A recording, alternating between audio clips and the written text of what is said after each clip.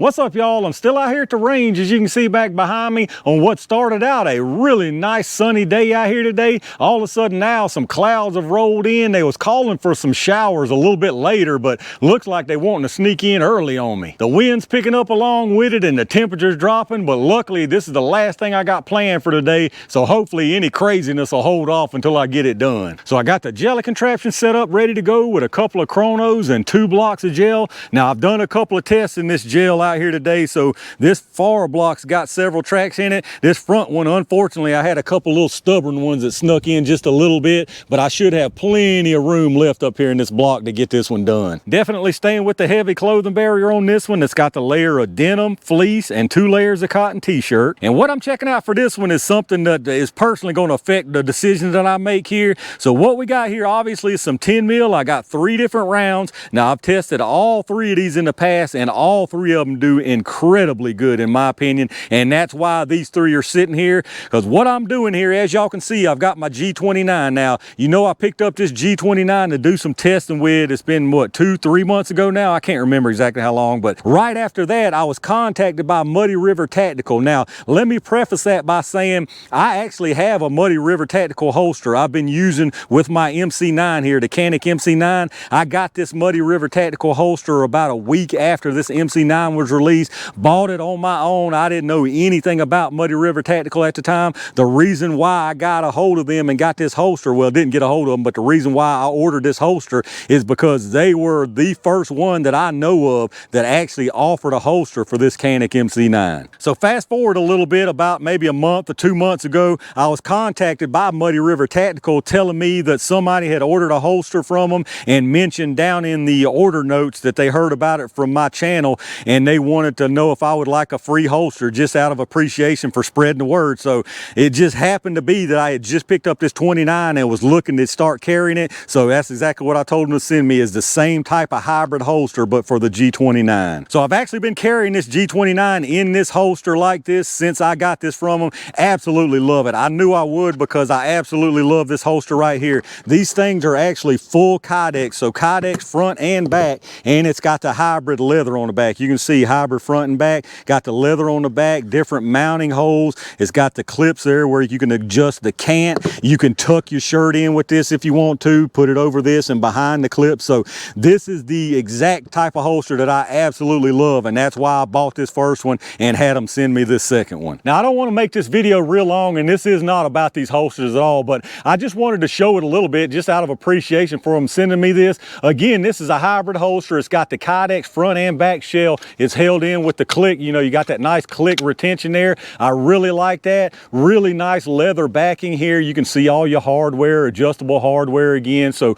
really nice there. This retention is something that I really like over the alien gear that I was carrying. Same deal on this MC9. I've got this one set a little bit tighter, but if you listen here, I mean, that's super nice, tight retention. That ain't coming out. I mean, it ain't coming out. Now, what I was using before is this alien gear cloak tuck, which I absolutely loved. I carried this 365 in this for the longest time. It's really similar, just a little bit different material. It's like a plasticky material, and then on the back is like a neoprene, but same kind of design. The big difference here is, and I really didn't know what I was missing until picking up these Muddy River Tacticals. If you'll notice here, this only has a front shell. So your retention is basically just, I mean, it's just basically pressure. That's all it's holding it. There really is no click. I mean, there's a little bit of seating that goes on there, but there's really no retention at all. So this Muddy River Tactical setup is a huge upgrade, in my opinion, from this just single shell. So anyway, a big thanks to the folks over at Muddy River Tactical for sending this one out to me. I absolutely love these holsters and can't recommend them enough personally. Now, I don't have any kind of affiliate link, and I don't get anything if y'all buy these things. I just genuinely do really like these things. If you do happen to order one though, use their little note section down there and tell them you heard about them from my channel. So back to the business at hand here. These 3 rounds here is what I'm going to pick from to carry in this G29. We got the good old Grizzlies that I just tested recently. This was not even on my radar until they did so well recently out of this 29 and the 20. It's a 200 grain hollow point. There you can see it. No nickel plating or anything. Really nice big cab cavity on that one there. And then next up is this Underwood. This is the 155 grain XTP load, item 232. Very, very impressive stuff right here. Being that it's lighter, it's got a lot of nice velocity and energy. As you can see here, this one is nickel plated. Now this has got the XTP projectile in it. And then last but certainly not least, my personal favorite 10 mil still is this Buffalo Bore Heavy 10, the 180 grain, 1350 feet per second. Now I usually see about 1310 or so out of my G20, so really, really nice stuff here. Again, no nickel plating or anything. Same type of projectile as this right here, so I'm assuming this is an XTP. I thought these were nozzlers, but looking at them again now, these two are very, very similar, same exact projectile, so that's an XTP. This one is different. This one must be a nozzler that the Grizzly has loaded. And then of course what I'm gonna run them out of is my good old G29 here, Gen 4 3.8 inch barrel. Now I have put the different sights on it, and I've actually got a +2 extension there. This thing is worth every single penny. Very, very cheap, and it gives you a perfect full purchase on that thing, +2, so you're looking at 12 + 1 in this now. Now currently I do have the OEM barrel and recoil spring in this. After I choose which one of these I'm gonna run, I may do a follow-up video with that round and trying the aftermarket recoil spring and see what kind of difference it might make. So now that this has already run much longer than I was wanting it to, let's get this stuff set up and let's check these things out. All right, let's see how fast these things are moving. I'm gonna do 5 round averages on all 3 of them. We're gonna start with this 200 grain Grizzly first. Now, like I always mention, if y'all aren't familiar with this lab radar, you're gonna get multiple readings. The big number is at the muzzle here, and then the 5 across the bottom. One is set for 3 yards, which is where the gel is here at 10 feet. And then I've got 10, 15, 25, and 50 yards. So 50 yards is particularly interesting on 10 mil because of the way it was developed and kind of measured anyway, as far as being real 10 mil, like I like to call it. But let's see what we get out of this 200 grain Grizzly from the shorty here. We just ran it the other day. I believe some of them hit 1200 even out of this shorty. 1184, 1200,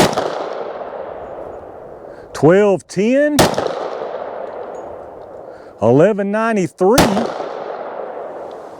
and 1207. Let me tell you what, for a 200 grain projectile, to me moving that speed out of this short G29, that is some good stuff right there, buddy. Let's check out that average. All right, so our 5 round average from this Grizzly is 1199 feet per second. We had an extreme spread of 27 and a standard deviation of 10.9. We did have a high that crept up to 1210 and our low dropped to 1184. So again, in my opinion, a 200 grain 10 mil from a G29 to be doing that right there, that's really something good. But we got 2 more good ones to go, so let me reset it and let's move on to the Underwood. All right, next up are the 155 grain Underwoods here. Now these I've never run through this 29, so I'm really curious to see what these are moving. If I remember correctly, out of the G20, these things were over 1500, some of them, so I'm expecting some pretty fast stuff right here.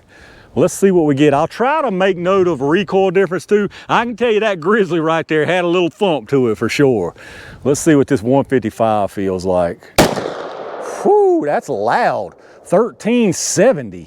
That stuff's loud. 1398. 1368. 1368 again. Whew, that stuff is loud, y'all. And 1357.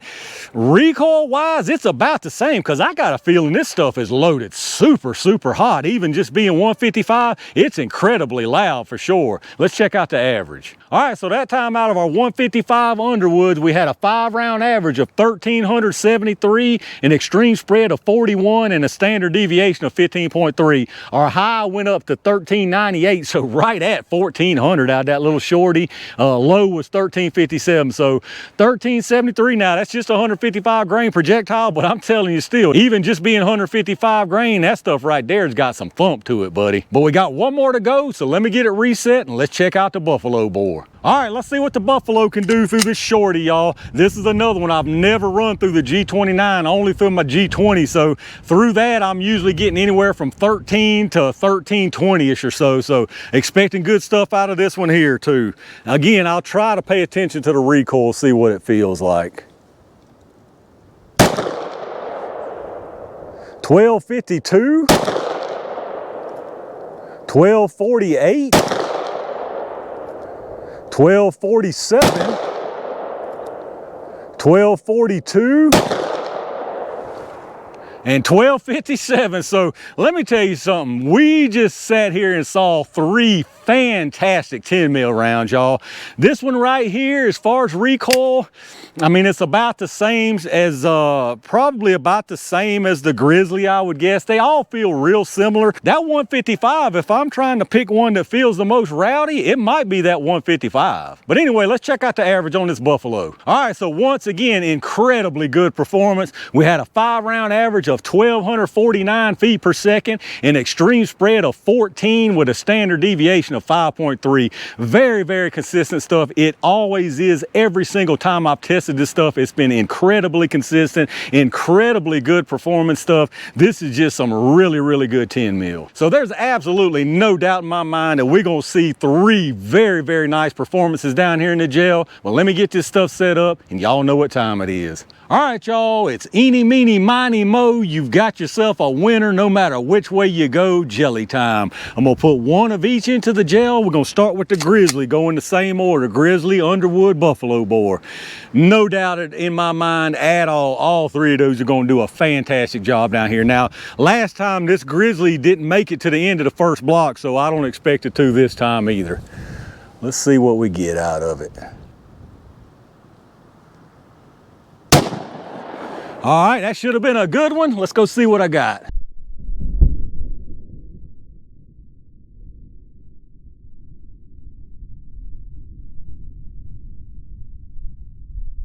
All right, beautiful performance down there from that Grizzly. No surprise at all. Let's try this Underwood and see what it does.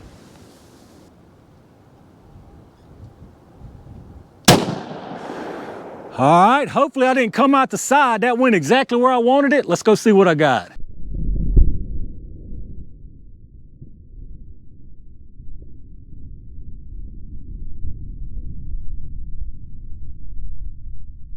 All right, no surprise again, another fantastic performance down there. So let's try this Buffalo bore. I got a feeling I saved the best for last. This one's probably, well, I don't know. I've never tested it out of this 29. Every time I send it through the G20, it's gone into the second block an inch or two. So I'll be curious to see if we still get the penetration from this 29.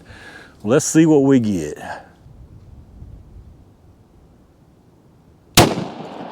Ah, I went too low. A doggone projectile popped out. Let me get another one.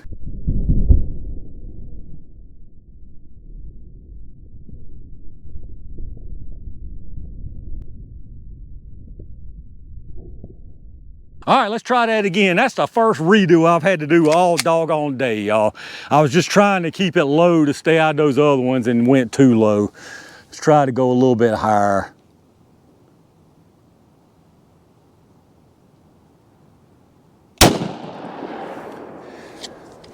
I mean, I went almost the exact same place, y'all. Let me try that one more time.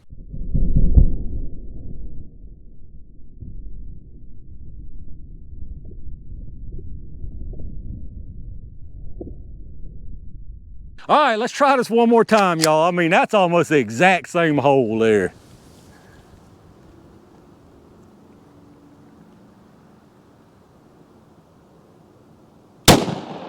That's exactly where I wanted to put it the first time. Let's go see what we got.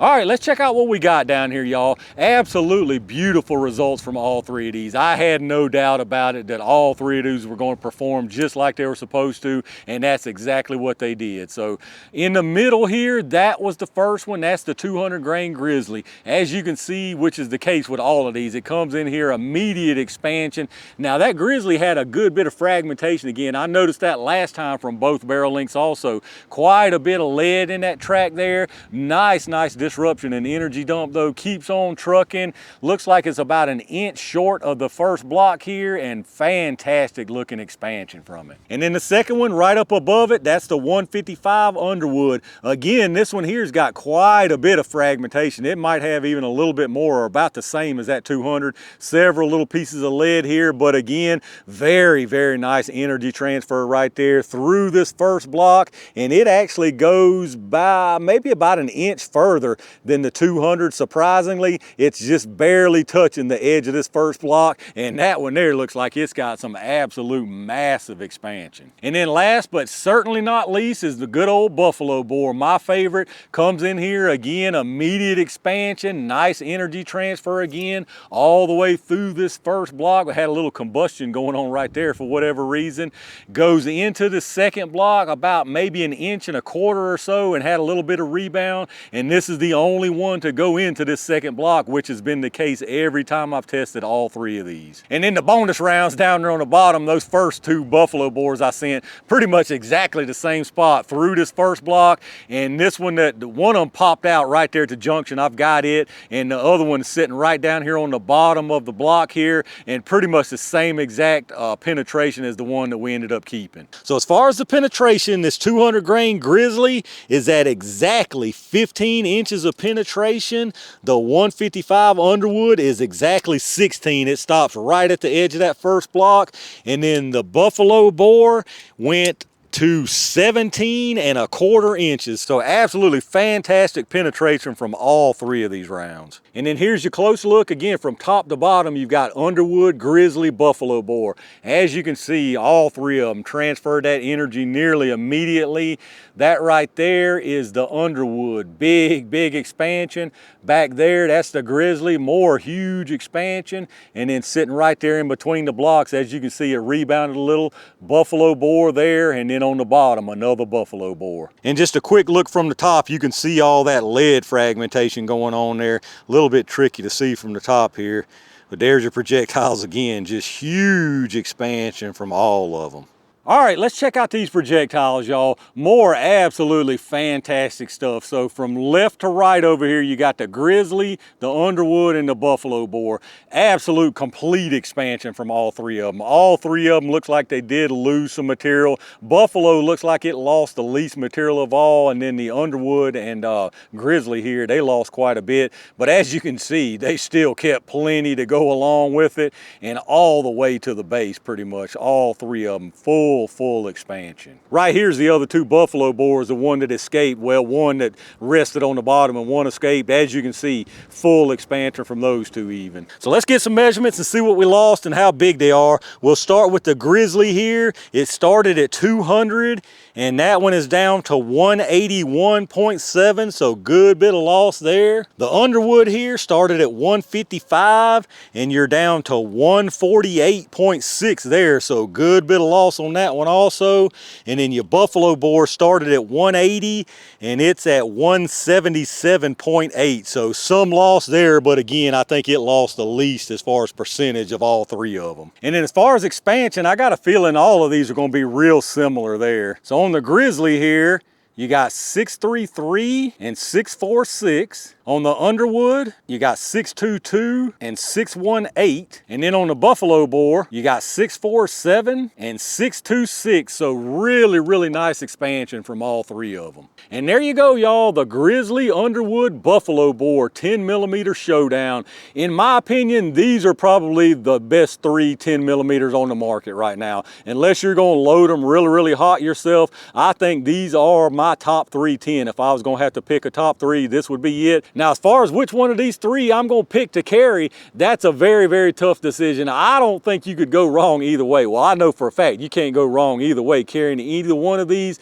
If I'm gonna make a decision though, it's probably gonna be the buffalo bore still. And my reasoning behind that, energy wise, the buffalo bore is probably at the bottom by 10 or 15, very negligible amount. They're all pretty much the same, but this buffalo bore consistently gets more penetration. Now, in this case with the 29, it was only, what, an inch or so, a little bit over an inch, but it's that way every time. Every single time I've tested this buffalo bore, it's gone into that second block. Now, I know a lot of people don't care anything about that. A lot of people are of the mindset that you carry one round for two-legged and another round for woods type four-legged stuff.